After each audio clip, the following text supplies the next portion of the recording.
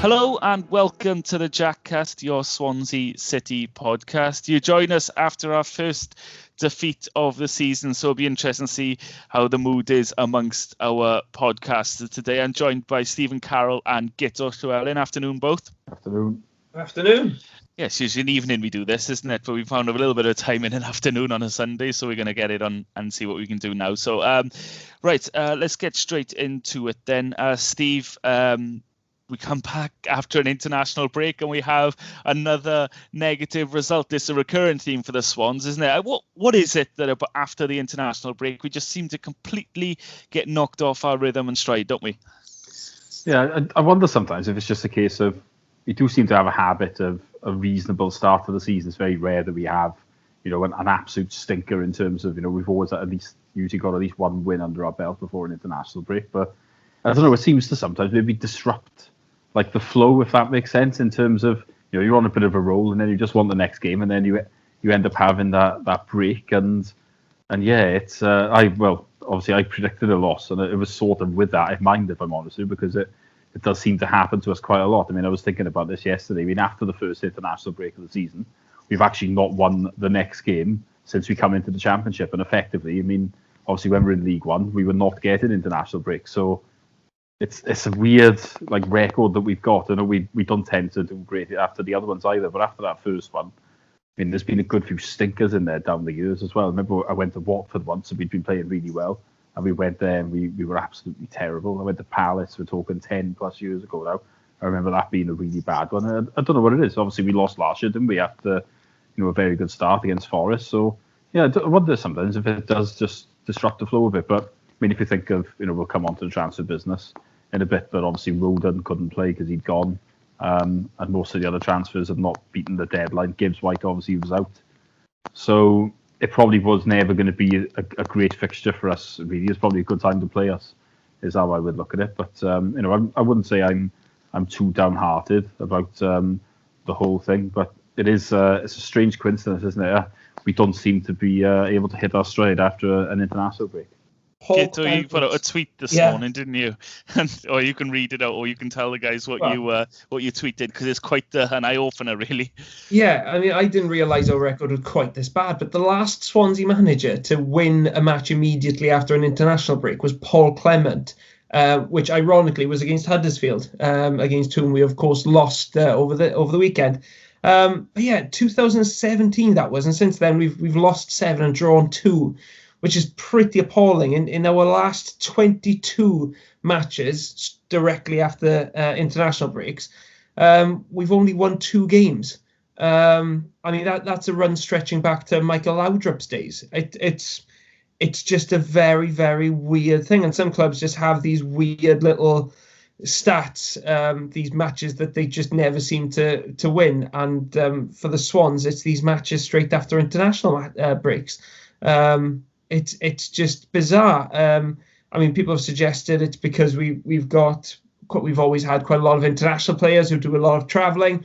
That could be it, but I mean, we're not the only team out there who have a lot of international players in our lineup, and they don't have the kind of record that we do, definitely. So it's just mad, really, isn't it? It is, yeah. Well, in terms of predictions, Guto, we both predicted Swans win. Steve, you predicted a Swans defeat, so that'll stand you well in the leaderboard. But it certainly didn't look in the first 15 minutes, Steve, that we'd necessarily come out of it with a defeat. We started all right. We started bright enough. And for the first 15 minutes or so, Huddersfield didn't really look like they could get to grips with us. I thought, yeah, we can. These are really poor. We can take these. Yeah, I thought the same thing, really. If we're honest, we probably played worse this season in some of the games that we've won. But that's football sometimes, isn't it? But, yeah, I mean, we started well. We had a few chances, didn't we? And their chance was obviously the first time they'd really been anywhere near our box. So, yeah, it's a funny old game in their football. But we did start quite well, probably better than we have in a lot of games, because we haven't been known really for scoring too many in the first half, have we? I think most of our goals, well, other than the Wickham game where we did get a couple early on, but I mean, they were exceptionally poor, weren't they? But in the other games, we haven't scored in the first half. So that's, it was encouraging to see us start so well. But unfortunately, we didn't make the most of it, did we? No, we didn't. And as as Steve said, Guto, the first time Huddersfield forayed into a half, really, they scored, and that's the sort of sucker punch we're used to as Swans fans, aren't we? Yeah, it was. And like Steve said, it was a real hammer blow because we had really been playing well in the opening stage of the game. We'd been dominating, we've been creating chances, but we fell asleep for that corner. We left just one man marking two people from the short corner. They shifted it to the edge of the area. The shot came in. Nobody there really closing him down, and then there's a deflection, a flick. Whether it's how deliberate it was, I don't know, but it takes it past Woodman, and Huddersfield have an undeserved lead. But that I think this season in the Championship especially, games are generally quite tight, not really much going on. That wasn't the case yesterday, but what decides matches is either a moment of real quality or a mistake. And for that one, it was a mistake from us, really. It was the one time in the first half where we weren't quite switched on, because for the rest of the first half, I thought we were really good. That was probably the best 45 minutes I've seen from the Swans this season. And we definitely deserve the equaliser. I mean, you could argue we probably deserve to be ahead at the break, but didn't take our chances, and that was unfortunately the one of the real narratives of the match for us. A couple of things about the equaliser, Steve. Obviously the question mark. There's always a question mark for me when someone gets taken out, but the ball looks like it may have gone. Now, that is a real grey area in football, and you'll get a different decision from a different ref every week. So it doesn't seem to be something that there's a hard and fast rule about it. This one perhaps more so works in our favour because that ball wasn't wild in the stand. It was dropping actually quite close to the goal, so Corey Smith may well have got to it. But he was taken out by the goalkeeper. Second point of it, after the penalty was awarded, was the Andre run-up. Now, this is divided opinion. Again, another one that doesn't seem to be clear enough. He keeps taking these run-ups and he keeps getting allowed to take them. Does it look a legal penalty stance to you? I think you could argue we're a little bit lucky. I personally, for the penalty, think that it is a penalty, but I know what you mean. Sometimes they don't get given, but I mean, it's got to be given as a pen. For me, it is foul. I know the ball may have gone, but it's definitely a foul, so it shouldn't be given. As for the run-up, I mean, AU's going to get penalised at some point, I think. This must have been his most blatant one yet, I think. He pretty much stepped backwards. He didn't even continue his run-up. Yeah, I think so. He's, he couldn't really miss then as well, could he? Because it was so blatant what he's done, and the goalkeeper sort of made a bit of a move. And yeah, I think we are a little bit lucky in that sense. AU, I think, probably should be pulled aside and say, look, you're gonna at some point it's gonna cost us here. You can do a slow run up or whatever if you want for some of these stutters and everything that he's doing. I mean, it is asking for a little bit of trouble. It's all right at the moment because he's been getting away with it, but naturally we don't want him to cock up and it to cost us, because it could happen in a big game or something, couldn't it? So he's going to have to be more careful. I'm intrigued, and one of you two will probably know the rule, so I'll ask it anyway.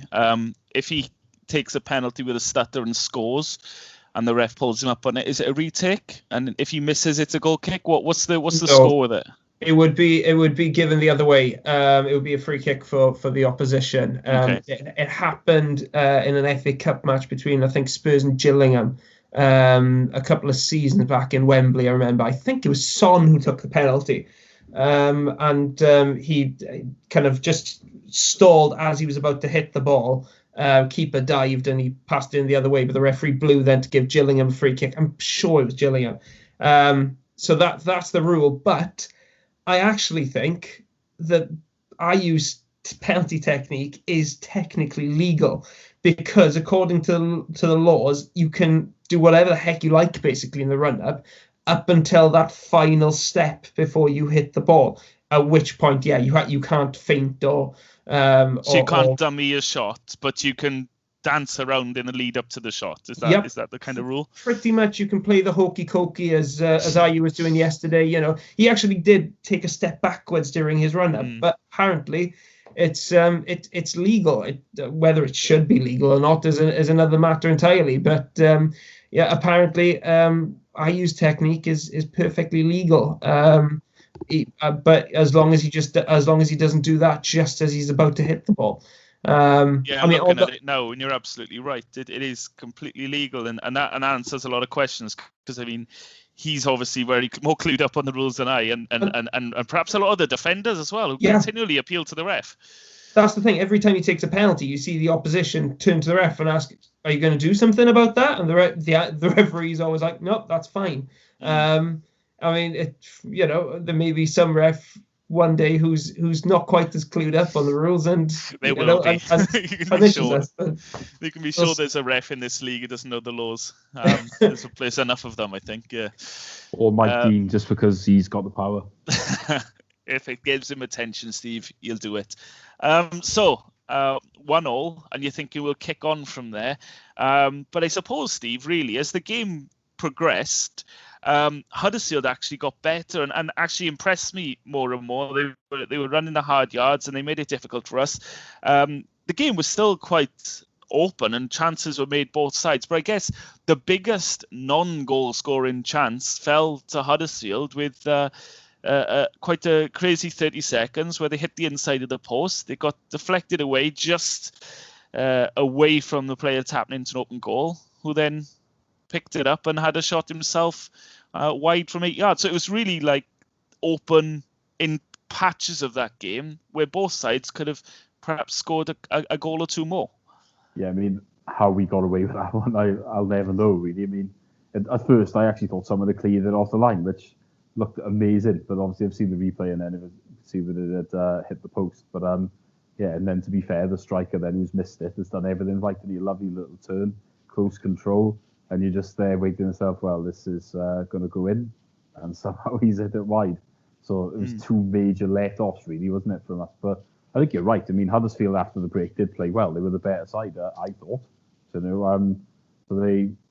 which was a little bit surprising, really. It probably took a lot of us aback because they didn't do much in the first half, and as we've alluded to, I mean, they did nothing before they scored, did they? But to be fair, they were half decent after that. I mean, we still had some chances, didn't we? Jamal Lowe had that shot, didn't he? And it was saved.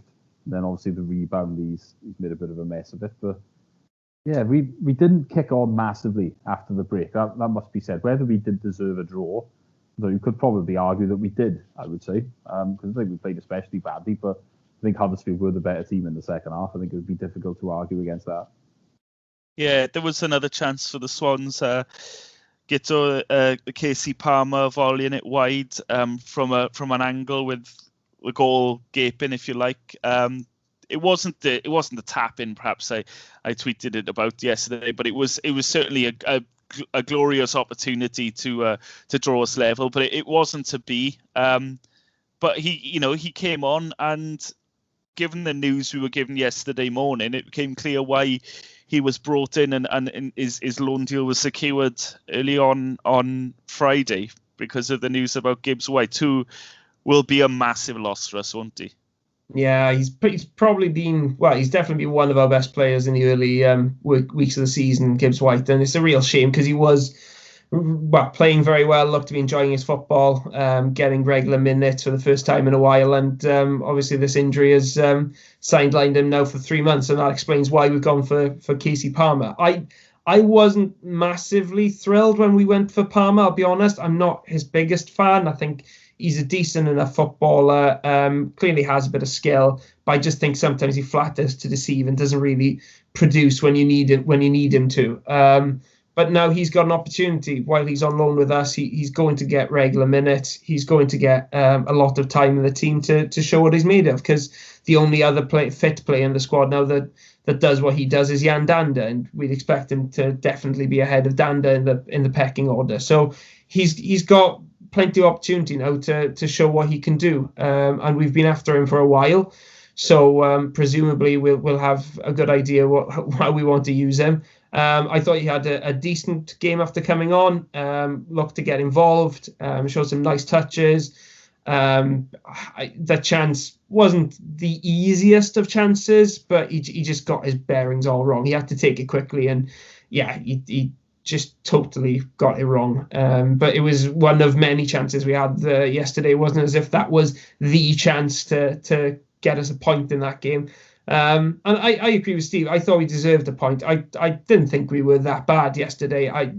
Huddersfield definitely raised their game second half, and they were the better team in the second half after we totally dominated the first half. But it was one of those. It was a really entertaining game, actually. It was very open, plenty of chances for both sides.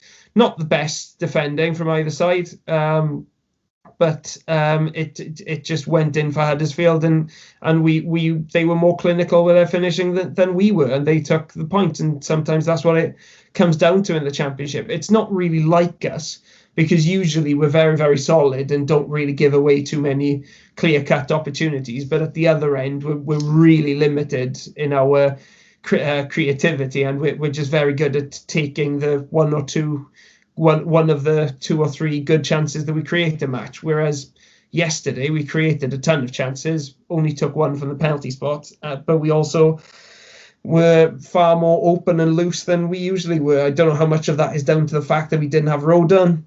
But definitely defensively, we didn't look as solid as we usually are. But it was one of those games that could have gone either way. We could have ended up with 3 points. We could have ended up with a point. As it turned out, we ended it empty-handed. And I think it's one of those games where we shouldn't really look too much into it, because it was a decent performance. There were some positives to take from it. It just didn't go for us on the day. And it's just a matter of taking the positives and moving on now for me.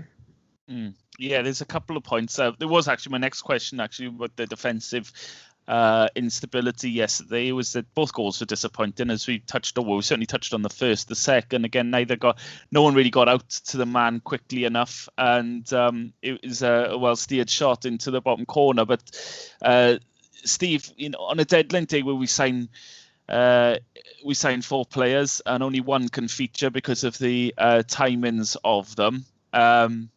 There's 3 defenders in that of the 4, so there's options to come into the team. There's certainly improvements to the squad. I think the squad is now much stronger than it was a few days ago.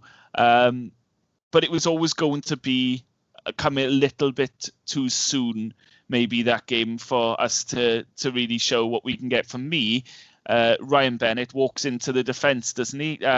He takes up Joe Rodon's position and says, "Thank you very much. I'll be your new centre back."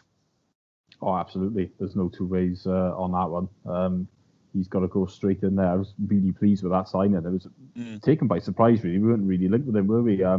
Until the actual day. But no, I think that's a great signing. A really experienced player. Still plenty of years left in him, I would say, as well. And it sounds like we haven't even paid a transfer fee for him. So I think that's really good business as far as I'm concerned. If he's fit on for the Coventry game, then he should play. It's it's fairly straightforward. Really, I think we should all be really pleased with that signing, because I was fearing when Rodon went that possibly we wouldn't get anybody particularly good, but we've got someone far better than what I was expecting. So yeah, he's going to go straight in. He'd be a big player for us, I would think. Yeah, definitely. Right, a defeat it was, and it's after the start we had, but then again we shouldn't have expected any different with it following an international break. But we move on from it. We look back now over the last couple of days, or the months that preceded it, but certainly the last couple of days, where all the action happened for Swansea City in the transfer window. Now, I wasn't in the last podcast, but you talked about it, and you spoke about Joe Rodon's price in particular. Now, that is the headline of the Swansea City transfer deadline day, Guto. He went as we expected he would. The manner in which he went will leave a very bitter taste in the mouth for a long time with Swans fans, given the capitulation, as you worded it, of the owners and the chairman, who's had his first real test as the chairman of Swansea City, and quite frankly has come up short. Yep, we have been caught with our pants down, I think.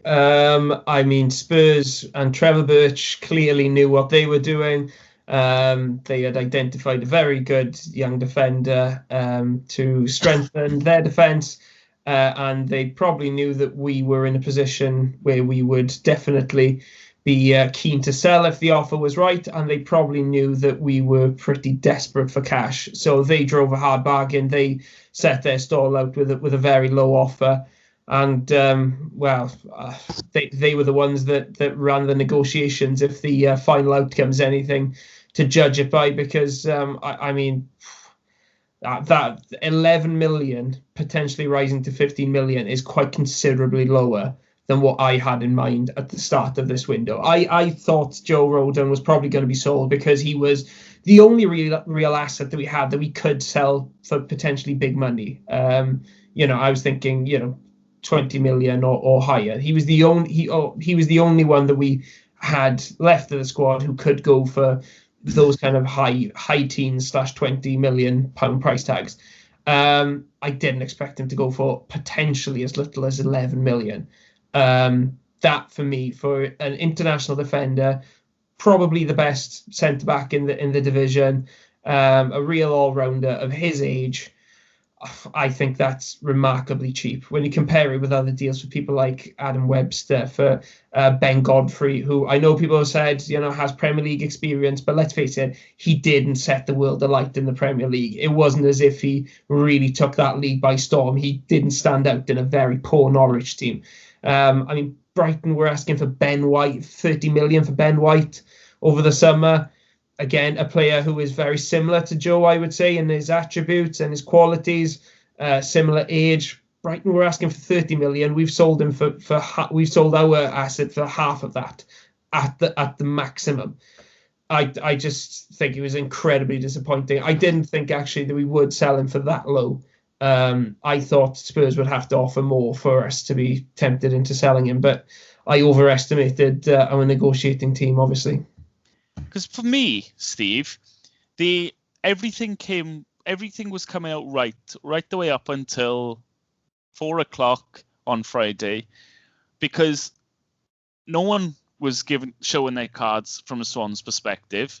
There were rumours we were looking for 20 million, and yes, you should start higher and negotiate down. But if the line was hard in the sand of 20 million and say, no, we're not talking, that's the number, that we're not negotiating on it, then I have no problem with them actually just setting their stall out and being there and saying that's the figure we want. So that was in the lead up to the deadline day.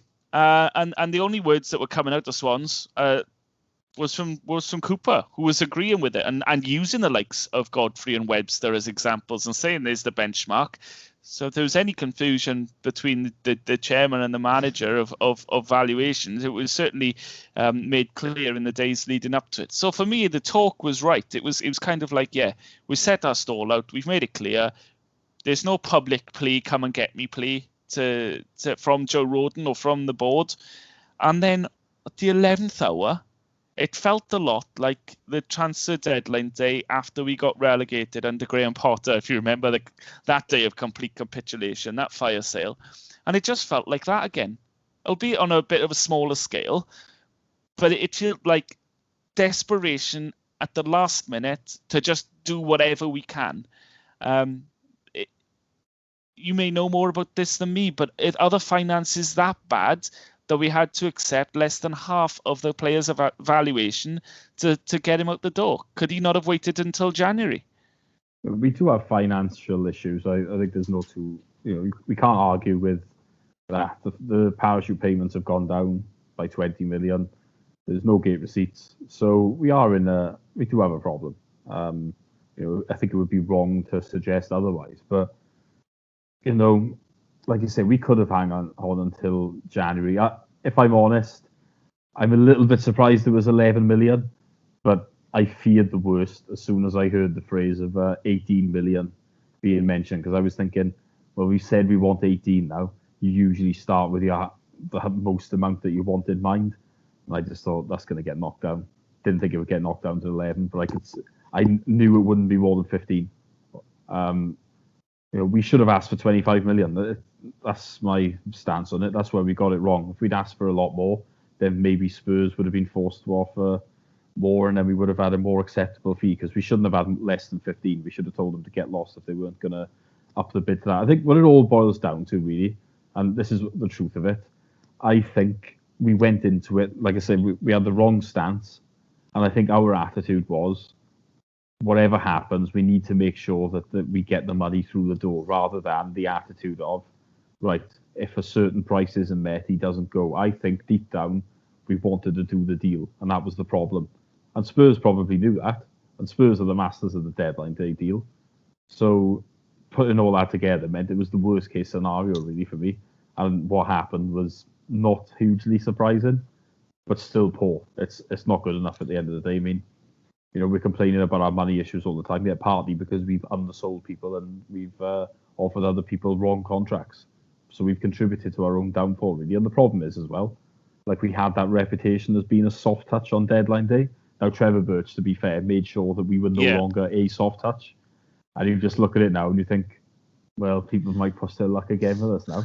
Our finances, Steve, were worse when Trevor Birch was doing them deals. I mean, not looking from the sitting here looking at the books, but knowing how things were with us at the time. Our finances were threadbare. I mean, we had a squad of academy players at the end of the day where we'd had to ship everyone out just to stay afloat. And yet here we are down the line.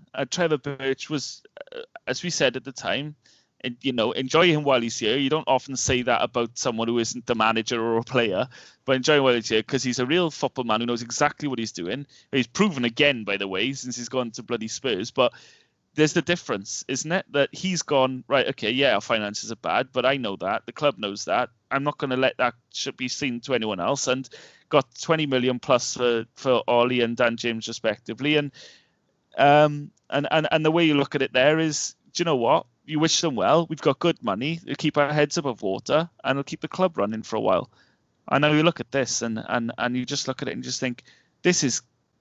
I gave Julian Winter credit for being a man who knows the league, knows the division, and knows the valuations of British players. And he looks like he's already decided whatever they're left with at 4:30 on Friday is what they'll take. It might not necessarily be him, though. It could be the Americans sticking their nose at. We don't know, do we, is the honest answer. Birch told us that he was in charge, didn't he, if you remember? We haven't had the same assurances from Winter, I don't think, have we, in terms of him saying, I'm responsible for everything. And we haven't had much from Winter at all, to be honest with you. No, he has put that one statement out, but he didn't basically say that, look, I'm here and I'm calling the shots. I get the feeling more, he sort of is calling the shots because he's in position, isn't he? But at the same time, he could just be acting on orders from above. And it wouldn't surprise me if that is more the case, isn't it? Whichever scenario it is, if he's done it himself or if he was under orders to do it, it's not encouraging, is it? Because you get the feeling that if Birch was still here, I don't think that deal would have been the same. We probably still would have ended up selling, but we would have had more for him. So, yeah, it's not good, and it's just going to give you further problems further down the line, because, like I say, others will think of it as a soft touch. Obviously, we didn't get the money we should have done, which means there could be a shortfall elsewhere, and yeah, it's poor, isn't it? But we bring it on ourselves, unfortunately, or should I say, those idiots across the pond do, because they're clueless. And then again, they talk about the club not having the money to compete at this level with the lack of finances, and then they prove they can't do with what they've got. It wasn't a terrible. Let's bring it back to reality and try and add a positive spin to it, Guto, because on the whole, it wasn't a terrible window at all. Far from it for the Swans, in my opinion, who have come out of it a stronger squad. We've all criticised Steve Cooper about him not using subs, and we said, look, he's making his sub in the 85th minute again. But if we realistically go through those games and look at the bench, who are you bringing off in a lot of those games, and who are you bringing on who could change it? Yes, you want fresh legs on later on in the game, but there's a quality on the bench, and quite often the answer to that was, well, not really. Now, well, that excuse is going to go away, because I think there is going to be real quality on the bench, because some of the players we brought in complement. Some will go into the first team, which will mean the players they're displacing will have to go on the bench, which already brings the quality up, playing first teamers on the bench, and others will provide great strength in depth. So for on the deadline day of Casey Palmer, who obviously is coming to fill Gibbs White's shoes, excuse the pronunciation here, but Joel Latibaudiere, I'm going to pronounce it. I think that's right. Yeah, we'll go with that one. We've got Bennett from who come in as well, and Ryan Manning as well, who got confirmed either later on or the next morning. I can't remember which one it was, but so 4 deadline day signings, Guto, and I think on the whole, if you go into deadline day and you ignore, I know it's hard, the sale of the price of Joe Rodon's sale, you come out of that thinking, well, I expected Joe Rodon to go, and that's 4 players that have come in that will really add to the squad. I mean, yeah, I'd say what I'd say is that Joe Rodon was the big business of this transfer window. That was by far and away the biggest deal, buying or selling, that we've done this window, and we messed that one up. But everything else has pretty much been very positive, I think, and generally it's been a very good window. Looking back right at the start, I thought we had a fantastic start to the window, bringing in the likes of Smith, Gibbs-White, securing Gay and Woodman on loan. Lowe, I thought, was a fantastic piece of business. Gyökeres started his first game of the weekend, and I thought he looked pretty comfortable and settled already. So he looks like he's up to standard based on what little we have seen of him. I'm not as sort of overly enthusiastic about the incomings on deadline day as some people are. I've already said Casey Palmer. He's fine. He's a good little player, but I don't think he's. I definitely don't think he's in Morgan Gibbs-White's league, for example. So that's a fine signing, but it's nothing to get the pulses racing. Latibaudier, I just don't know anything about, I'll be honest. He's got very limited senior experience. We'll have to just wait and see with him. Manning is an interesting one that I didn't expect. Haven't seen a massive amount of him, but he seems to have been highly rated, as they say, for quite some time. The Ryan Bennett one, I think it's a good addition. I don't think he's near Joe Rodon's caliber, but he does bring experience. He knows how to play in a back 5. I think it makes sense. The only thing I was questioning with that is giving a 3-year deal to a 30-year-old centre-back. There's nothing wrong with that, Guto. Centre-backs can go on until they're 35, 36. Can they? Okay. I was just thinking, do you know what? At a time when money's a bit tight and, we don't tend to give 3-year deals to every Tom, Dick and Harry, I was thinking, maybe that's a bit of a questionable decision, but we'll have to wait and see. Obviously, we needed a centre-back because Rodon's gone. I think Bennett's going to be a decent replacement, but I'm not.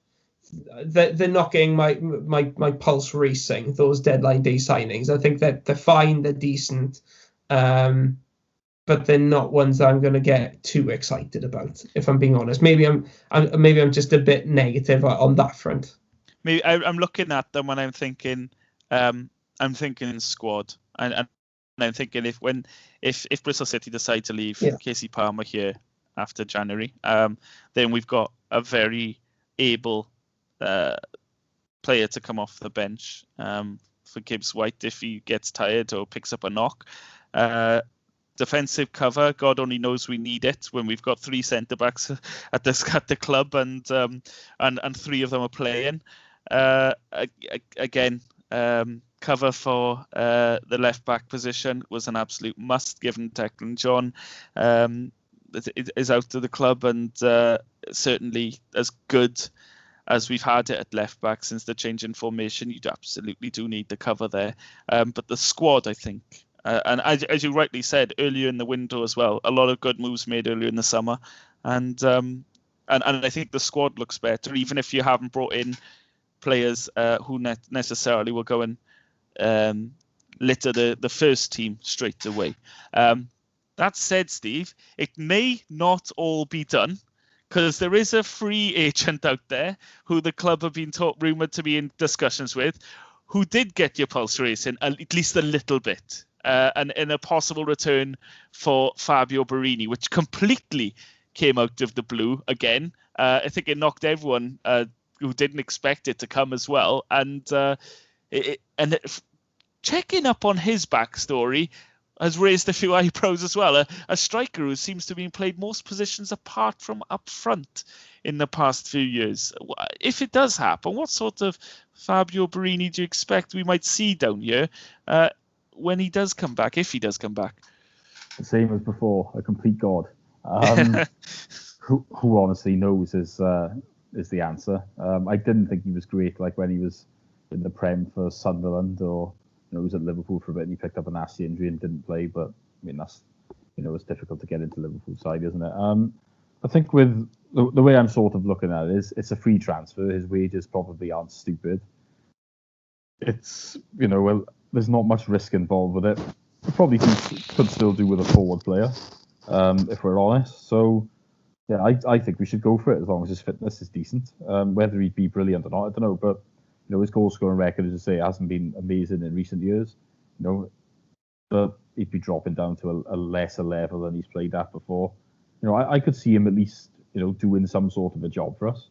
And if he doesn't, it's as long as it's only a year or two's contract, then I don't see what the harm is in it. So yeah, I think we should go for it. And I think it would certainly give a fan base a more of a lift, wouldn't it? Because I saw the reaction on Twitter was crazy, wasn't it, when people found out that it was a possibility that he could come back. Everyone's just looking back to that great spell where we got in the Premier League and he played 12 games, I think, and got 6 goals. So, and obviously, I think if he hadn't signed a pre-contract elsewhere, maybe he would have stayed. So there's always been that thing of we'd have, he left reluctantly, and I suppose the fans' point of view, he left reluctantly from our point of view too. So, yeah, I think it would certainly be, a nice signing for us, and if it worked out, it would be great, wouldn't it? It'd be a hero for the fans. Yeah, and we do love looking back and saying, we do love bringing an old player back, don't we? Borini, I think, is such an unknown now, Guto, isn't he? In that he's been played at fullback, he's been played on the wing. But if he does come back, Guto, he comes to a club without a recognised striker. So for me, it's a no-brainer that he goes back to the position he grew up playing in, and provides us with that number 9 that we've been craving since, well, I guess since the summer where we lost Brewster, really. But we get a player there who, he's not too old. He's still mobile. He was certainly mobile when he was down here 9 years ago, in his younger days. But he'll have a bit more experience, a lot more experience about him. And to me, like Steve said, it seems like a safe bet to bring him in. He'll certainly get game time because we don't have anyone whose sole focus at the moment is to stick the ball in the back of the net. Yeah, as long as his wages aren't ridiculous, I think he's definitely worth a risk, isn't he? I mean, he's, I didn't see any of his games for Verona last season, but he scored 3 goals in, 12 or 14 games or something like that, without playing as an out-and-out striker, which isn't awful. He seemed to play pretty well for them. Looking at the highlights, still has that energy, still has that mobility, and he still does have a finish in his locker. There's no doubt about that. So, and you're thinking that was in Serie A and playing in a good Serie A team as well in Verona. And you're thinking if he drops down to the Championship, I think he, just judging purely on sort of highlights and what we've seen of him of late, surely got something to contribute to a team like ours. Surely. I mean, whether he's the same player that we had back in 2011, probably not. A lot. I mean, that's 10 years ago now, nearly. A lot has changed since then. But the nostalgic side of you still thinks, what if we can get him playing the way he was back then? What if we can turn him, roll the clocks back and get him playing like he was when he was, 19 years old, and he first joined us? That we'd have a heck of a player then, one of the best strikers in the league. I'm not sure if we're getting that, if we can sign him, but I mean, he's got a lot of attributes that surely would fit in well in this club. And sometimes when we get linked to foreign players, I roll my eyes and think, oh God, we're going back for the very predictable names, etc. Borini isn't a predictable name. No. And he is a player that despite being a former player, there's still a bit of an unknown there, and there is still a bit of that kind of foreign signing type of feel to it, where you don't really know much about them. You're going by what you've heard and read about them. But I can't lie. When I saw Stuart James's tweet saying that we were looking at signing Barini, I can't lie, I got excited. I returned to my 2011 self and thought, oh my God, is Barini really coming back? Because I've always loved him. I loved him back then. I loved him ever since. Whenever I tune into a random Italian match and he is playing, I think, oh my God, Barini. You just get happy memories. Of course, a lot of our decisions to return for former players over the last few years haven't worked out.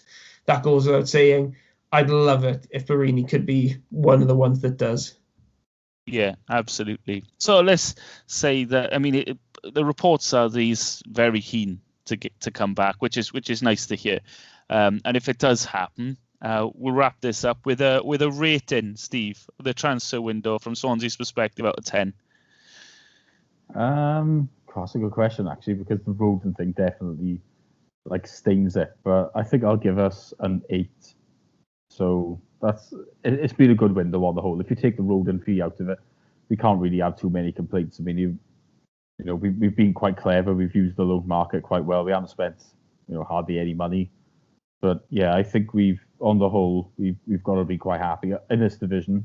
There can't be too many clubs that have probably had a better window than us. So yeah, I'm quite pleased. Deep down, even though that Roden fee was a scandal. Yeah, what about you, Guto? Yeah, on the whole, I agree with Steve. On the whole, it's been a good window. I think we are stronger as a squad overall. We've brought in some good players who fitted into positions where we needed strengthening. And I think on the whole, I think we've strengthened well and given us a decent chance of replicating the success of last season, possibly even going a step further. We'll just have to wait and see. I'm going to give us... do you give us a rating? Do you think 8, did you? I don't know. 7.5, say. I'll go 7.5. I was gonna go 7 based on current activity, because I don't think we've replaced Brewster, and I think that's a massive gap for us at the moment. If Barini comes in, then fingers crossed that would go up to an 8 then, because we brought in a lot of players that will add to the squad, but it's quite clear looking at our opening games that we're missing that clinical sort of finisher, which is so hard to come by, of course. And if Barini comes in and can re-find his goal-scoring touch, then we look a very, very capable side at this level. And who knows where that can take us. Well, that was interesting. That was a really good chat, actually, about the transfer window. So on the whole, we're all feeling quite positive about that, which is a nice little upturn after the chat about the game yesterday, our first defeat of the league season. So we're going to take it away from current Swans at the moment and take it into these new games that we're playing this season on the JackCast. A return right now for one game that we played in the first week, which was Unpopular Opinion. We discussed it briefly before. One of us comes in to the podcast with an opinion they hold, which might not necessarily be shared by the wider community, and then we're going to talk about it, probably rip it open and see where the ground lies at the end of it. This week, it's Steve's turn. We have no idea what Steve's going to say, by the way. We haven't discussed what it is. We just know that Steve is going to give us something. So I'll hand over to you, Steve, for me and Guto are eagerly awaiting. What's your unpopular opinion? Okay, my unpopular opinion is I'd quite like the Big Six in the Premier League to bugger off into European Super League with all the other big clubs around Europe, because I'm sick of them trying to play God, trying to demand more money, and trying to wield power constantly. And I just think it's never going to end. So I'd like to see them go away into their own league where they will be happy for a short period of time. And then the rest of us will have stuff like probably more 3 o'clock games, so less games for TV, possibly cheaper ticket prices and all this type of thing. And I actually believe that the European Super League could even end up failing, and then those teams will want to come back. And if you accept them back, it would have to be on better terms, and they would never be able to play God ever again. So, that's my unpopular opinion. I have no idea how that will be perceived, because it is a controversial one, and it's not one that I would like to happen in an ideal world. But I just think those sides have become such a pain in the backside that it's never going to change. that if they just went away, it would probably be better for everybody in the long run. There's implications. Like the initial reaction is obviously yes, that blows the competition wide open. This country's league structure then becomes a free for all for a few years. And if that stays as a permanent European Super League, then normality will resume with new superpowers over here, because obviously it's such a well-watched, well-supported sport over here that the money will still come into it, I feel.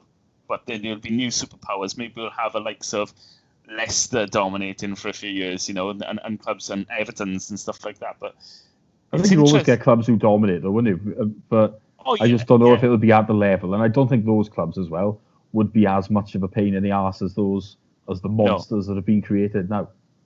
Let's face it, there wouldn't be as much money in the Premier League either. If you took away the top six and they went to European Super League, then all the TV money would go with them as well, because so many, armchair fans are fans of those clubs rather than your lesser clubs. Then what about those fans who have been going to Anfield for 40 years and Old Trafford and stuff, and they go there. They go there for 38 games a season, or 19 games a season, whatever, and they do their aways as well.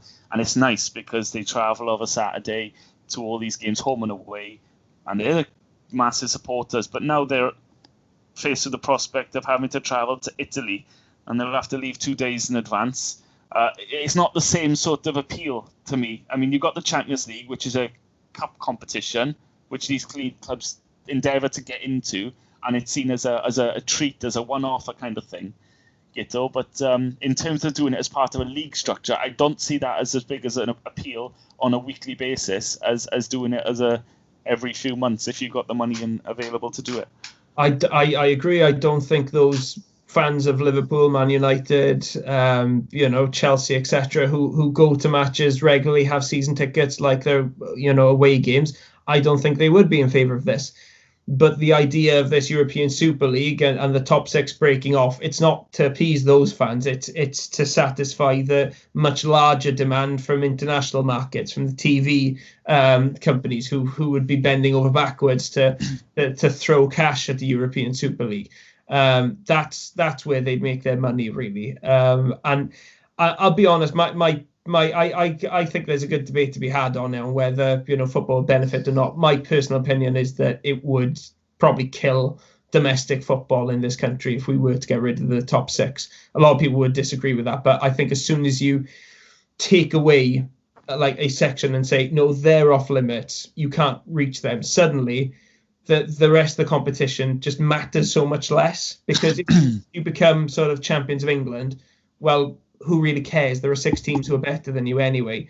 So you're not really the champions of England, are you? We shouldn't really take that as seriously as that title is now.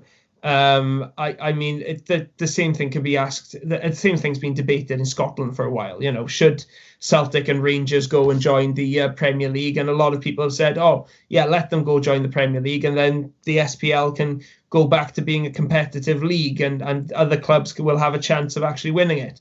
Fine, but the Scottish Premier League then, without Celtic and Rangers, turns into basically the Welsh Prem, doesn't it?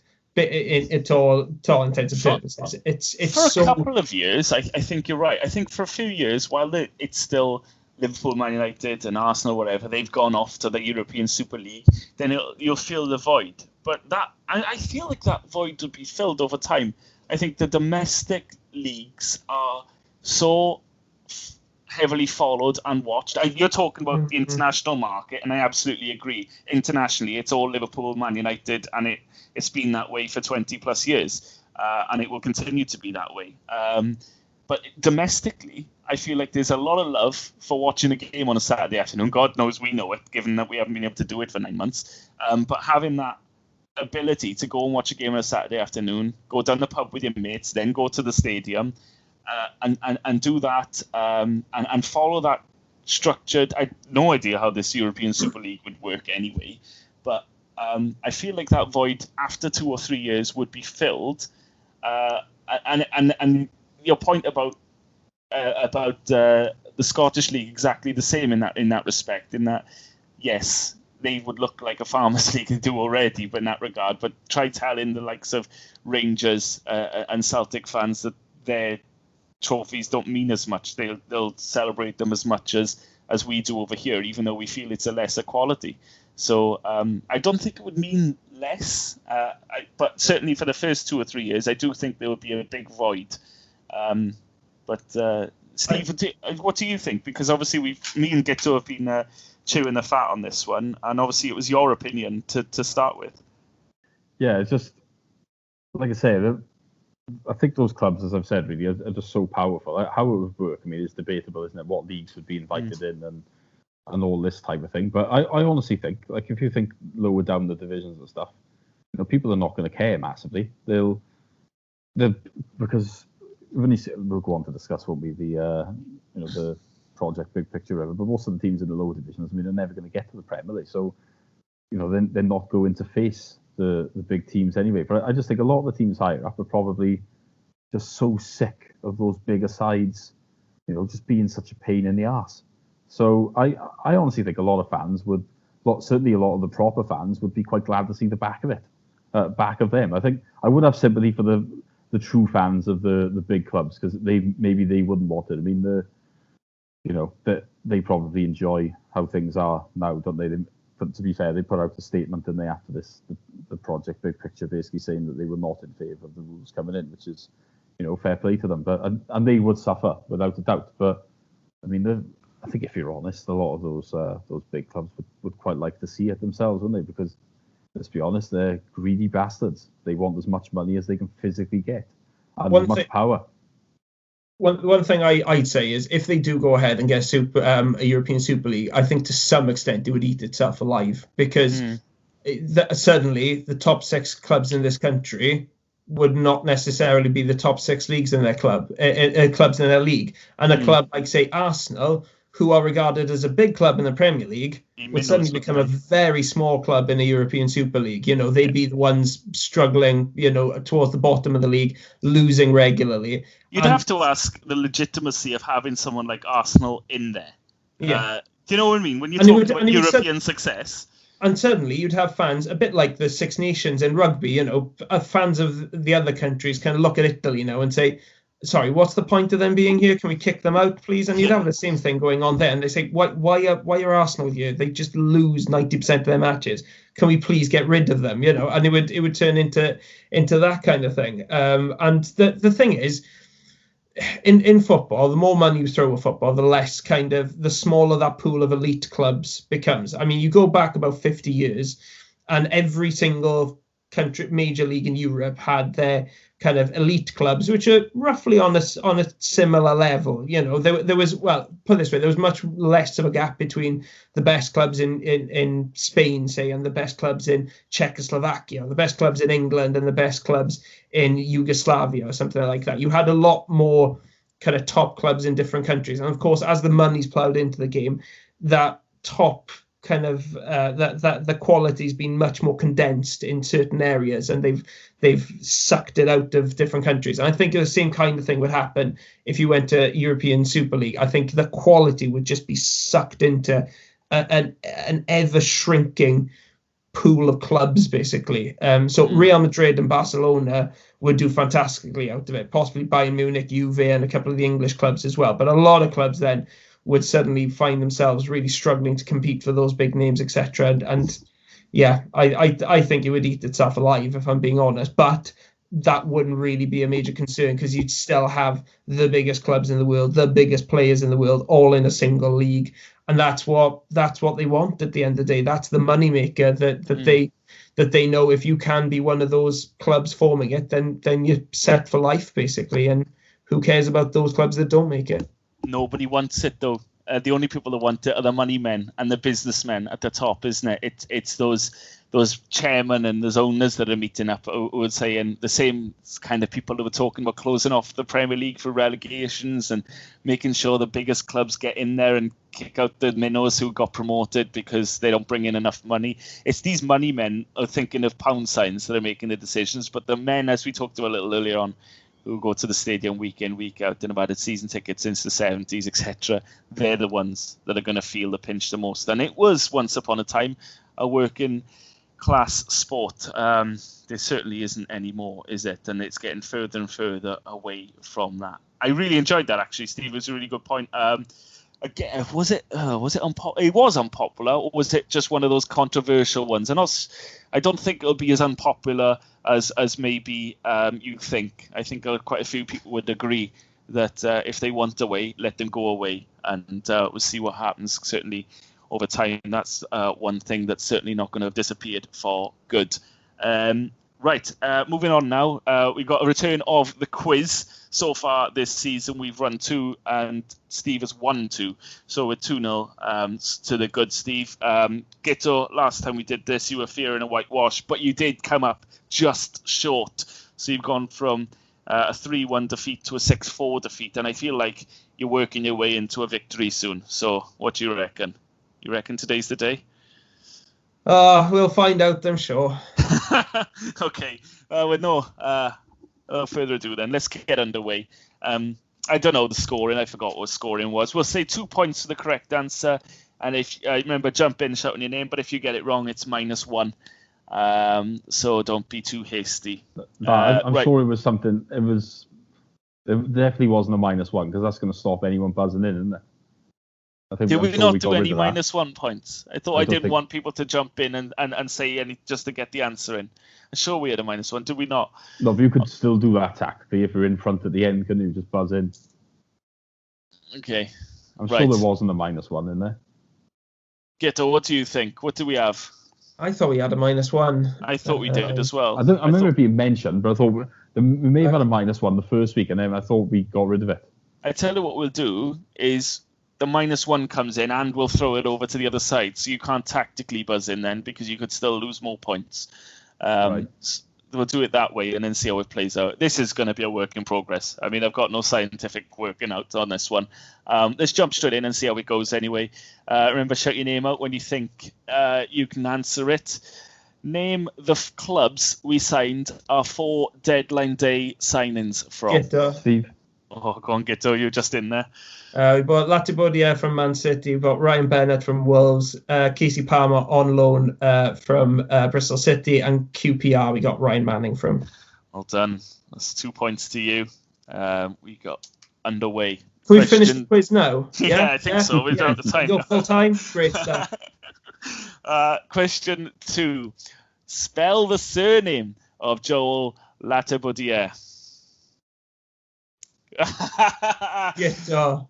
Go on then, Guto. Good luck. Latibeaud.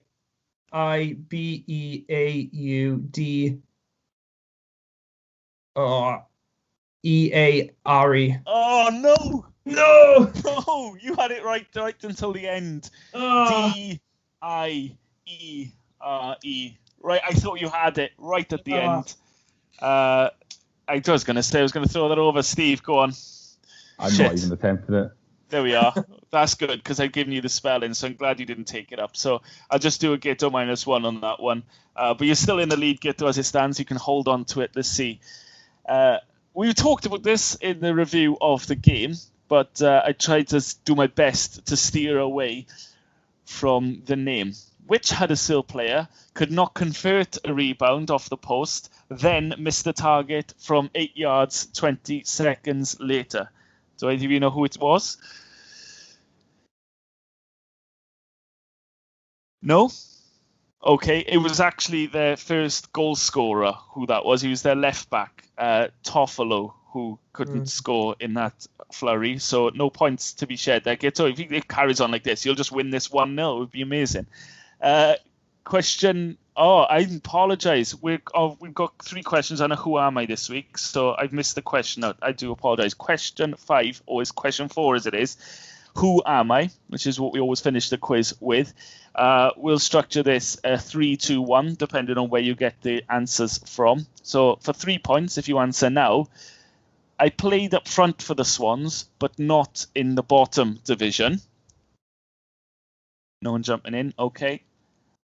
Question 2, or fact 2, I scored 14 goals in my loan spell, but couldn't keep the side up. Oh, it's still holding off. Okay. Fact 3. I'm from South America, and now... Go on. I thought it was Giovanni Savarese. It is, yeah. Oh, Guto, you've won. I was going to buzz in on when you said 14, but because you said it was a loan signing, that's why I didn't buzz in on it, because it was a free transfer. Oh, was it? I would have gone in on that otherwise, but it's 14, because it's like we never go down. I didn't think it was a loan signing. I honestly didn't think it was a loan signing, but it has it down on Wikipedia when I checked it as a loan signing from... it's controversial. I thought he wasn't a loan signing. Where did he go to? Vita Versailles, was he? I can't remember. Or Perugia. Anyway, it has him down as a loan signing, but that's interesting because that's wrong then. Sorry, Steve. Well, that's screwed you over. I apologise, but unfortunately, we can do nothing about it. You were overruled by Wikipedia, I'm afraid. I do agree with you, though. I don't think that was necessarily the facts of history. But as it is, Guto, you did it. Victory and a technicality. I love it. The best kind of victory. It was absolutely the best way to win. The Shithouse's Guide to How to Win a Game of Quiz against Steve. It's the only way we're going to win, really, isn't it? So congratulations, Guto. You're on the board for this season's quiz. 2-1 now, and so it's not going to be the whitewash you feared. And roll on next week, I suppose, where you're looking forward to it now. Thanks both for that in a mishmash of a quiz. Right. Battle Jacks. 60 seconds each. Positive or negative against the statement that I'm about to make. Heads or tails, Guto? Tails. It's heads. Oof. Steve, do you want to argue for or against this statement? The Big Six Project Big Picture is actually a really good idea. I'm sure it won't surprise you that I'm against that. Okay. Guto, as someone who's going to be protesting, it is a good idea. You get the joy of going first on this one. So I'm arguing that the project, what was it? Big Picture. Project Big Picture is a good thing. Actually given. Are you familiar with most of the ideas about the? Most of them, I think, yeah. Yeah, so there are elements to it which maybe you can lean on. You've got 60 seconds anyway to convince us to start in now. Project Big Six is exactly what we need, actually, in this country. I mean, the Football League is on its ass. It needs the cash injection soon, or clubs are going to go bust. It's a very generous offer that they're making, much more generous than any other offer we're going to get. Let's accept it. There are also good ideas like getting rid of the League Cup, which we don't need a second league competition in this country. It devalues the FA Cup. Get rid of it. Also, I mean, why not let the Big Six run the country? I mean, they are the most successfully run businesses in football. Surely they are the best people to run football. I mean, if the EFL is in favour of it, if Cardiff City is in favour of it, I can't really see any downsides, quite frankly. Well, we'll stop you there. That's good. We'll do 45 seconds because, to be honest, your minute is a hard push. Thank you. I think very I want much. that. I haven't heard Steve's offers, but I think I've finished on top in that tete-a-tete. As long as Steve's mic fails, we shall be good. Are we going to have another technicality victory for Guto? Steve, your 45 seconds starts now. Anything Cardiff City are in favour of is an absolute disaster waiting to happen. No, it's not a good idea because we can't let 6 clubs basically play God with football in this country. They've already got it cushy enough as it is. We can't let them have the power. Yes, the Football League deal, maybe it is good, but it's ensuring that no club will ever be able to challenge ever again or ever be able to achieve any of its ambitions. The League Cup is a sacred art, in my opinion. We have won that trophy. I do not want it to disappear. Without that trophy, there would be no Valencia away. Imagine a world without Valencia away for anyone that went. 2,000 people, I can tell you right now. That's a very painful thought. So no, we do not want Project Big Picture. There we are. Well done. I'm not I'm not really. Usually on these, I'm like, oh, what are they going to vote for? I'm not really sure. That's an argument to say if Cardiff voted for it, then I can see no negatives. Maybe I think the weakest argument. What's your name? Paul Aberdeenado? I think it's pretty obvious. Halfway through mine, I just went blank and like I can't think of any more good arguments for Honestly, this. Steve didn't need to talk there. I think you'd actually made an argument for the opposite towards the end. You certainly started off with the valid points of the money issue, which is a real issue. But hey, it's not for me to decide. It's for the Twitter followers to decide, and they may see it differently. There may be some Cardiff sympathetic fans who think that they have these great ideas and should support the big picture plan. Steve, I mean, do you think you got that one in the bag, or? I think, in all fairness, whoever won the toss was very, very likely to win that argument. Yeah, it wasn't an easy one this week. I didn't think I would find it quite so difficult to defend, because actually I think there are a few, it's not without. I genuinely actually do believe that the League Cup should be scrapped. I know. I was going to say that's your dream, isn't it? You want this that is on. my unpopular opinion for when I get it, but I don't think we need a second League Cup competition in this country. Most countries don't.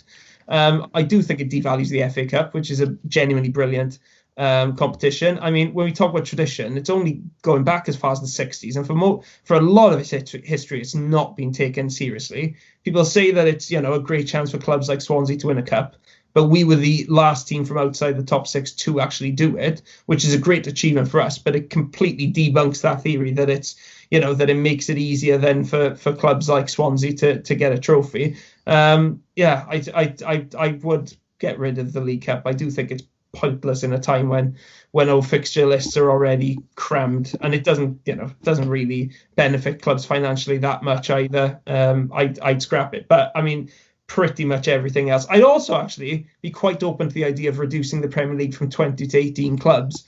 I think it would increase the standard of competition. You'd get less of these teams who just do enough to stay up every season, just get to 40 points and then take their foot off the gas. I think what about 18th place going into the Championship playoffs? No, I hate that. I hate that idea. The playoffs are one of the best things in football in football in this country for me. I think the way the playoffs are structured at the moment is absolutely brilliant. It's so dramatic. It's brilliant. Do not touch the playoffs.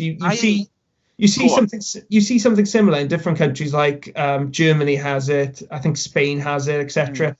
It massively favours the team that's already in the Premier League as well, because they've got so many more resources. I mean, the team that finishes third bottom of the Premier League usually has a much better team than the team that finishes, winners in the playoffs, for example. So I wouldn't be in favour of that. I really wouldn't. I think it just ruins it. Brilliant.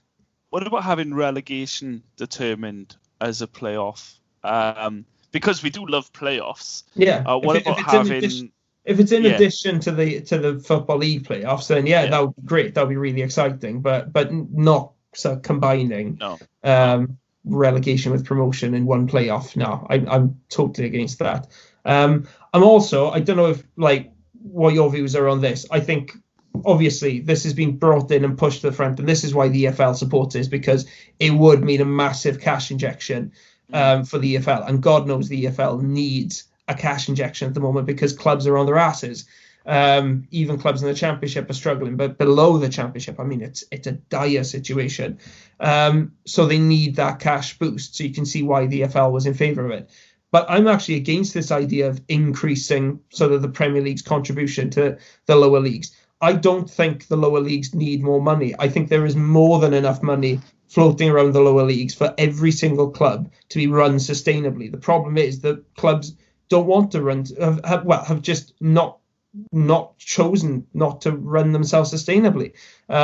They choose to pay wages that are beyond their yearly income. They choose to spend on transfer fees, which are way beyond what they can really afford. We've seen even in this period of COVID, where every single club is complaining and saying that times are tough, etc. The Swans have still gone out and signed several players for cash.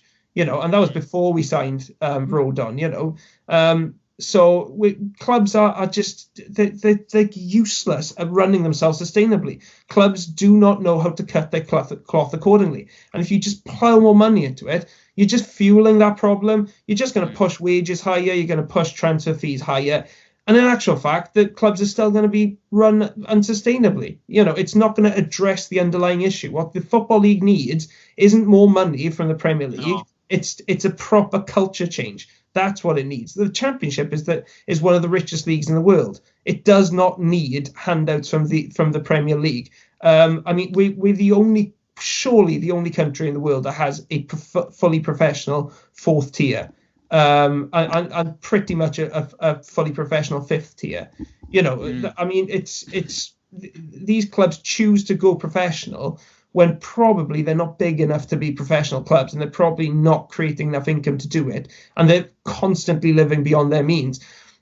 Truth is, clubs just have to accept their place in the system, and if that means that you have to pay your players less, then you have to pay your players less. And if that means then that you have to drop down a league, then you have to drop down a league. You don't have a God-given right to be in the Championship. And if you can't afford Championship wages, then you just have to accept that your rightful place is in League One, unless you can, do some fantastic business and bring in players of real quality. I think they should bin off the parachute payment. I think that was another idea as well. Parachute payments. How unfair is that? That's so unbelievable unfair. You say it's unfair, but they were brought in for a reason, and that reason was the clubs couldn't cope with the crash landing. They need to put it in contracts, don't they? Yeah, well, yeah. I mean, it means a club like Swansea. I mean, if we didn't have parachute payments, there probably wouldn't be a club left now. And that would be our fault, by the way. It would be no one else to blame than ourselves. Not looking for sympathy. We were a badly run club, but. You get rid of parachute payments, you're going to get a lot of clubs just crash landing when they leave. And that actually is probably going to increase the kind of disparity between the top clubs in the Premier League and the rest. Because if the rest of the league is fearing a horrendous financial catastrophe when they drop out the league, then they're not going to spend as much. I know possibly like going against what I've said earlier here, but they're not going to spend as much. They're not going to be competitive. And you're going to have then the top six pulling away because they know they can spend and spend and spend without any kind of risk of consequences. It's not, an easy thing, but the general idea, in my opinion, is that we should be encouraging clubs to run themselves sustainably and not just throwing money at people who have already shown that they don't know how to use it responsibly. I do agree with that, but I think wasn't there a plan to bring in like a salary cap and this type of thing with it? So obviously that was sort of aimed at trying to stop people living beyond their means. But what I didn't like about that in some ways was it was the ulterior motive of basically the top six saying, well, you can't do this, and because basically you'll never ever be able to compete. That's the underlying. That's the biggest problem, obviously, with this system, is that it just gives way too much control and power to a very select few clubs, and until that's taken off the table, then nothing can be considered from this deal, as far as I'm concerned. I'm quite interested, going back 5 minutes to what you were talking about, League Cup, and I have come up with something which you can both shoot down. But you had to come up with something that said teams that are already in European competition can't compete, which does open up the likes to Swansea or the lower Premier League teams, as we would have been at the time, the Premier League teams. So anyone who's already in European competition doesn't compete in the League Cup. So it's a second tier cup competition. You still get Europa if you win it. So when you're in Europa, so if you win the League Cup, you then don't participate in the League Cup the next season, which would be a benefit. As we know, the fixture list is jam-packed for Europa anyway. So it does then give you a second-tier competition. You won't have the European heavyweights in there. But at the same time, was it about European heavyweights or was it about the European tour? I mean, the idea of a club like Swansea going on a European tour in a European competition, for me, was massive. And you got the opportunity to, if the League Cup is participated by teams that aren't already in Europe. What do you think? But this comes back, sorry, cutting in, this comes back to the debate that we had earlier about, the concerns of fans being very different to concerns of those running the clubs. the truth is that most clubs in the Premier League do not care about Europa League qualification. It's not really high on their priority list. Fans who go to matches would absolutely love a European tour. They'd love to go. There's a Crystal Palace fan that I follow on Twitter who keeps on saying he would give anything to have that one season in Europe where they could go on a bit of a European tour. And you have these fans of clubs like Hull and Burnley who are furious because they qualified for Europe but didn't then do anything with it. They went out in the early rounds before they even got the group stages. We were very lucky, but we were lucky as well that the people running the club, for all their faults at that time, were well up for the European tour. They really wanted to have a great run in Europe, and that enabled us to enjoy it. For most clubs, that's not really going to be much of a carrot for them. So you say, right, the businessmen don't want necessarily Europe because that's a fans thing. Would that just not again lose the likes of your Crystal Palaces and stuff, and then increase the chances of someone like a Swansea winning the League Cup? If they just play second string players and Swansea say, do you know what, we're going to go for it this season, we're a mid-table championship team, say, and it increase the chances of someone like that inexplicably winning the League Cup and going on a European tour. Possibly, yeah. You could see the situation like that arising, definitely.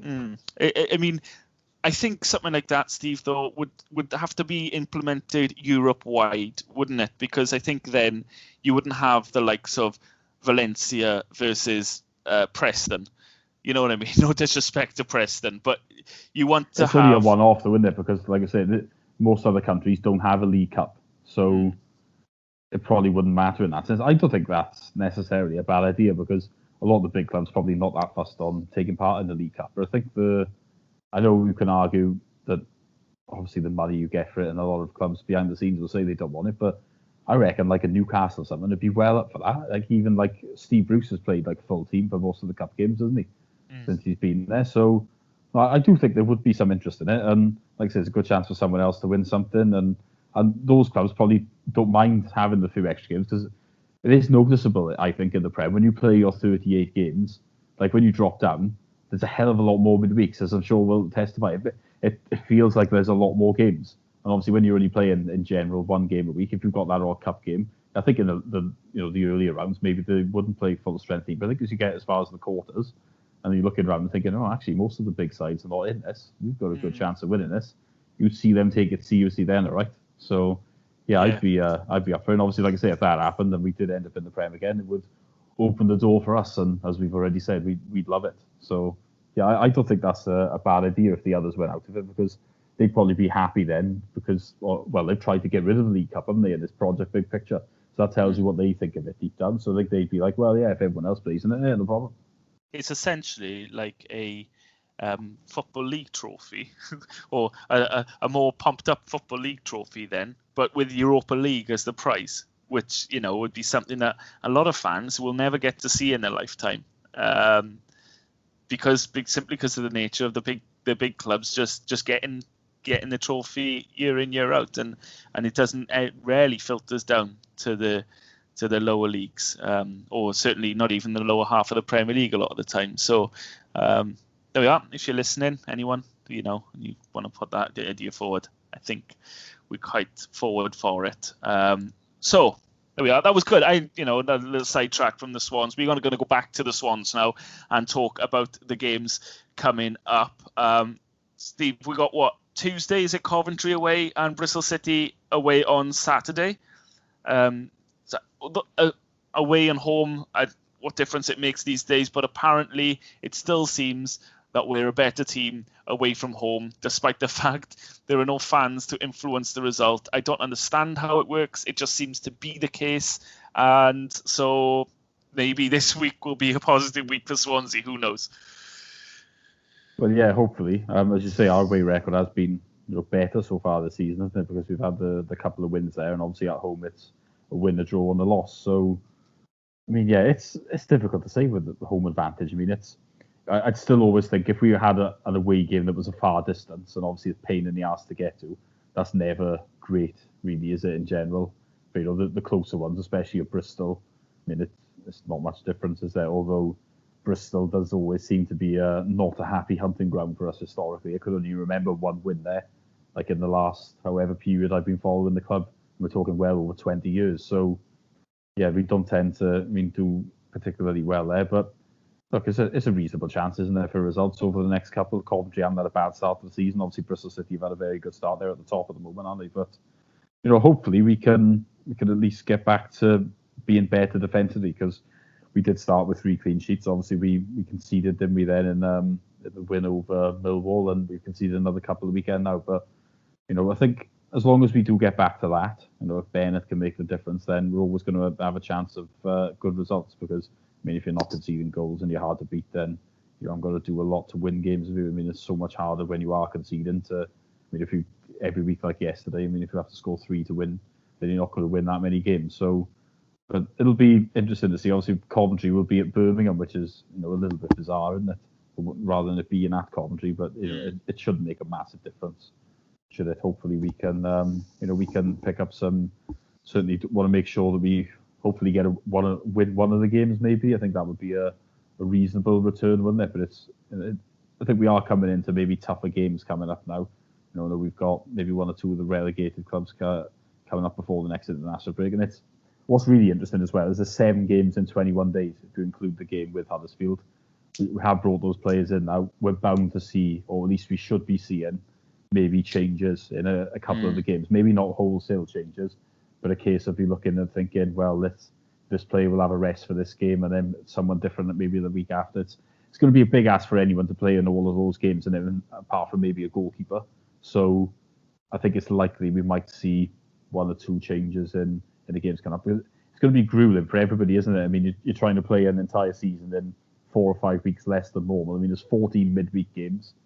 It's going to take its toll in it, and that's the big thing. Why with us signing those players, I think in the week we don't look so threadbare now. And I know Guto has said that he wasn't that excited by a lot of them, and I get that, because I think a lot of them maybe aren't going to be necessarily key players for us apart from Bennett. But it's just vital to have that backup in place, and I think that's where is going to separate the men from the boys really over the next few weeks and over the season in general. Because if you look at it before the international break, it was just playing 1 game a week really, wasn't it? So you could probably get away with not such a hectic schedule, but that's going to change now as we get into the winter months. There's going to be a lot of midweeks, and the league table picture could change very, very quickly in a short space of time.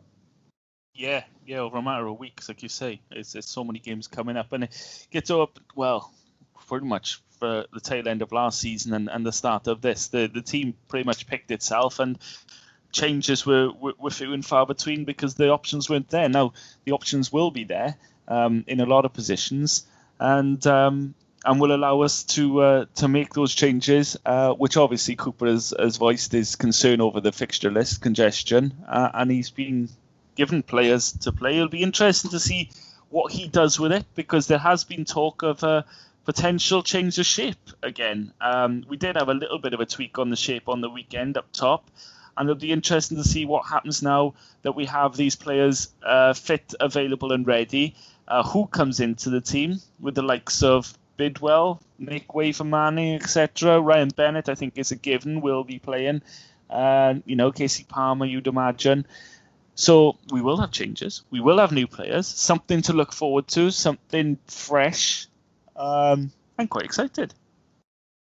Yeah, and like Steve said, the coming weeks are going to be so crazy. They're just going to be so frantic. We probably are going to have to chop and change. That's going to be difficult for Steve Cooper. It's going to go against his every instinct. But I think he may have to just switch a couple of players every now and again, just to keep things fresh, just to stop us from burning out. Because even if we it's a bit different even to the end of last season, where you had a very congested final month of the season, but you knew it was just a month.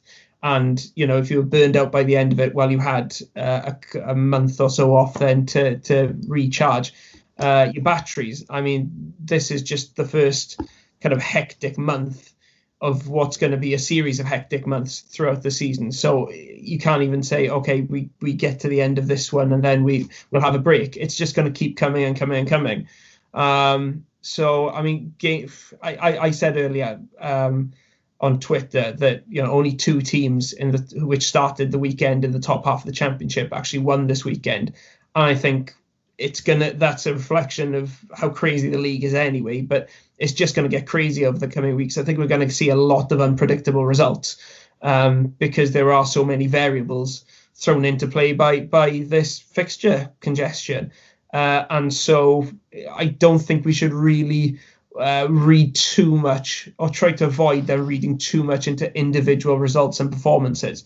If we lose a game, then let's not go overboard. If we lose 3 in a row, then yes, there's a pattern developing. If we have 3 bad performances in a row, then yes, there's a pattern developing. But I think results and performances are going to be up and down to a certain extent, and we have to be ready to expect that, really. And if we can string a couple of good performances and good wins together in a row, then that's a bonus, really. But I just think it's going to be quite a mixed month ahead of us.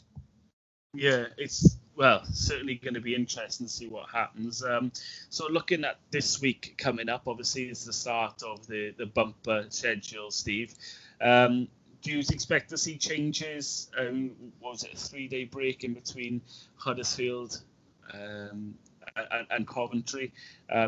Perhaps 1 or 2 changes for this one, and how do you see it shaping up?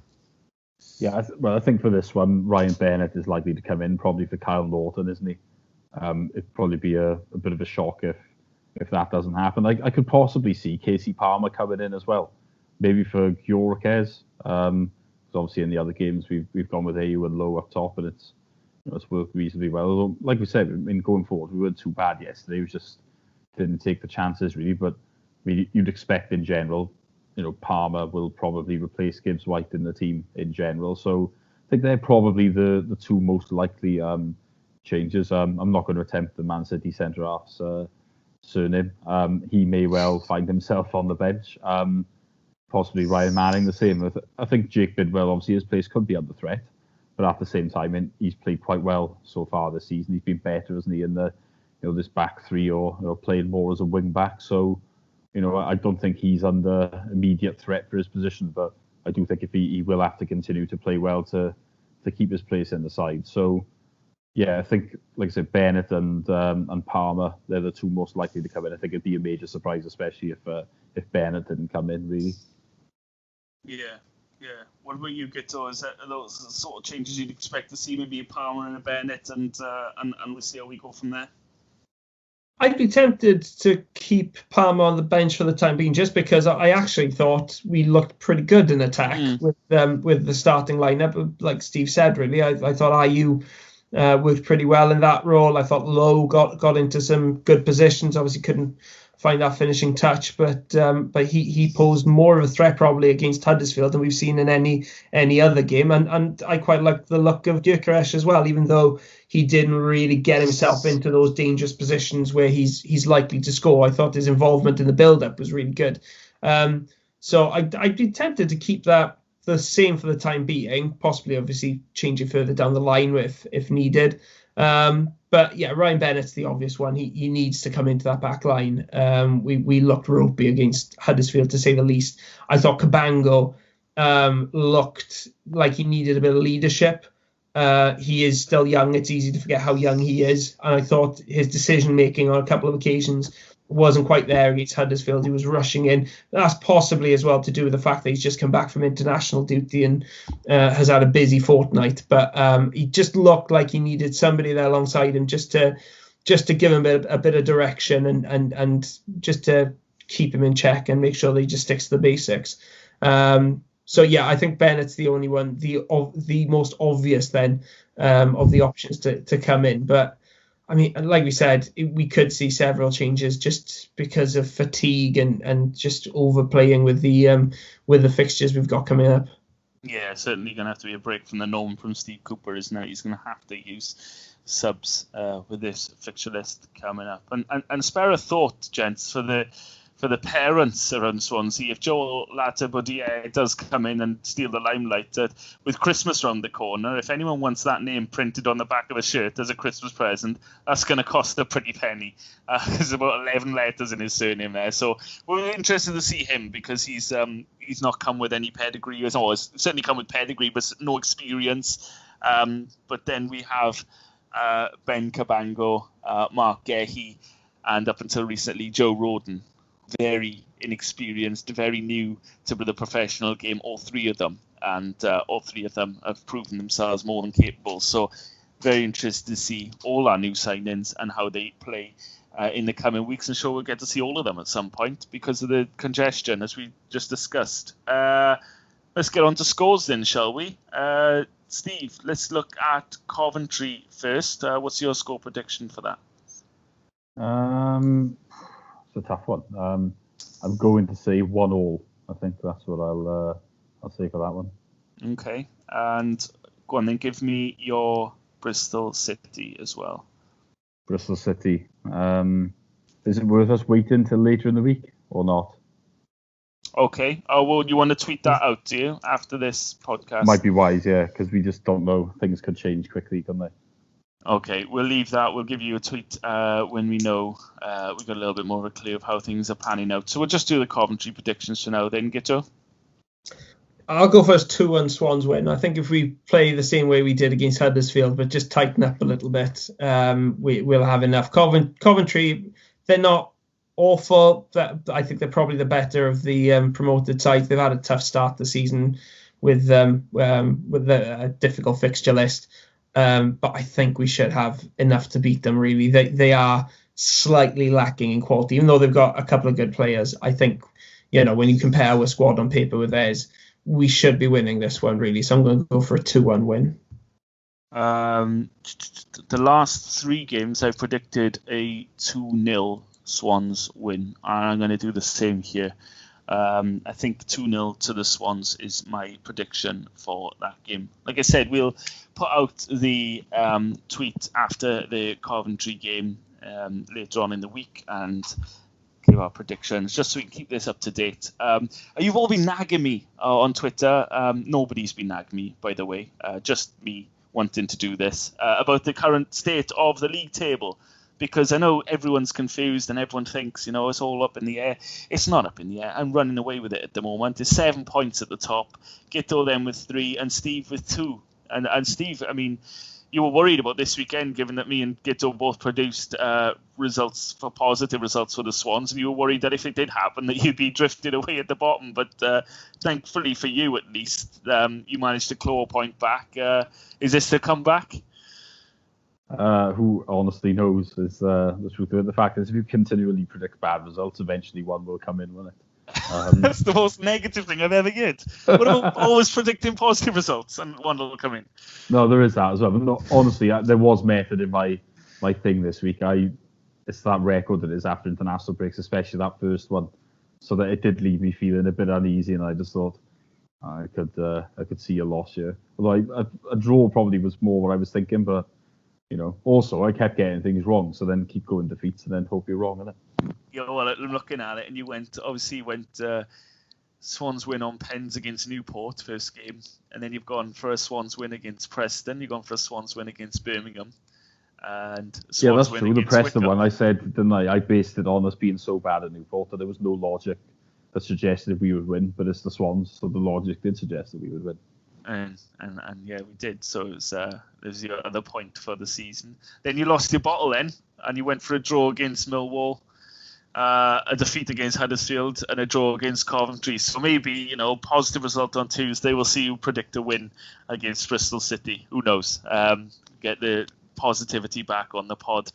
Any final thoughts from both of you? It's been another lengthy podcast, but it's what we come to expect now with these additional features. Are we feeling upbeat for the week ahead? I think it's I'm quite excited after the performance against Huddersfield, weirdly, because there were some really good positive signs in attack, and I'm hoping now that we can build on those. And against Coventry in particular, we should be able to create some chances there. Bristol City is going to be more difficult. We always suck against Bristol City. It's always a rubbish game. It's always miserable to watch, and they're doing really well at the moment, so that's going to be tougher. But yeah, I'm generally feeling quite positive about the state of the Swans right now. Yeah, I don't want to overplay it, but having Ryan Bennett in the centre defence might hopefully address the issues we did have against Huddersfield, and as you say, if we keep playing up forward like the way we did against Huddersfield, then chances will come. And as long as we're not conceding them at the other end, that sounds good. What about you, Steve? Yeah, I feel more confident about Tuesday than I do about Saturday. Like Guto has said, really, Bristol City, it's not a happy hunting ground for us. Most of the times I've been there, even when we've not lost, we very rarely seem to score there. Like I've been there 6 or 7 times, maybe more, and I've only ever seen 3 goals. One of them, well, I saw 2 in one night. That's the only time that we have won. That was the year we went up with Rodgers. But other than that, I mean, it's just miserable, is the truth of it. So, I can never really predict us doing a lot there. But, you never know. Without fans, things are a bit different. Maybe we will end up getting a good result there. But I never feel confident going there. It just seems to be one of those places where the results just don't seem to come for us. Yeah, well, whatever happens in the week ahead, whether we do get the expected lockdown or not, we'll have another podcast coming up for you. Be sure we'll be able to do this as we are and as we always have been from home. So do stay tuned and do keep in touch with us on the Twitter page. We'll get our editor Dan to put out some little snippets of this pod, and particularly Battle Jacks, which I think it'll be a keenly contested one this week, maybe not. Thanks to Steve and Guto for being on the pod with me this afternoon. And that's it from all of us. So thank you and bye-bye.